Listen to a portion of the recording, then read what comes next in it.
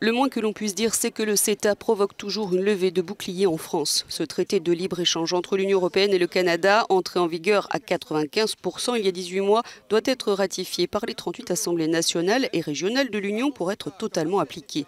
Le débat officiel a lieu aujourd'hui à l'Assemblée nationale française et les oppositions sont très remontées. Certains demandent même un ajournement du vote et un référendum.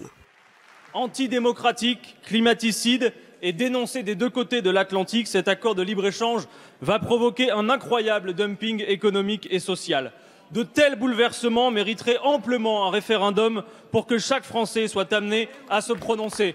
Bovins canadiens nourris aux farines animales, dopés aux antibiotiques activateurs de croissance, les élus de tous bords appellent le gouvernement à mettre en avant le principe de précaution face à ces risques sanitaires et à ne pas déstabiliser la filière française. Vous affirmez que de toute façon, aucune viande issue de bovins nourris aux farines animales ne sera autorisée sur le marché européen par ce traité. C'est faux.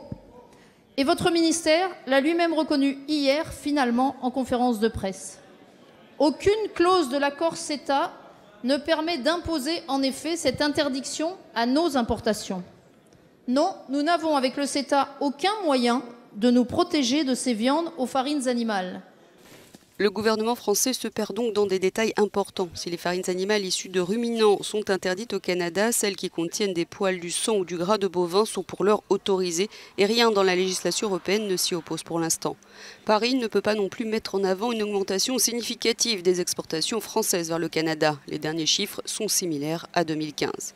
Plus de 70 organisations, Attaque France, la CGT, Greenpeace, ont demandé solennellement aux députés de ne pas ratifier le CETA, tout comme 7 députés canadiens qui ont appelé les élus français à faire la différence en ne ratifiant pas le CETA, car, je cite, « il représente un danger pour l'agriculture, la santé et l'environnement ». Depuis l'entrée en vigueur du CETA il y a 18 mois, le Canada a exporté 1000 tonnes de viande de bœuf vers l'Europe, soit à peine 2% du quota autorisé. D'après le gouvernement français, notre pays en a importé 119 tonnes en 2 ans.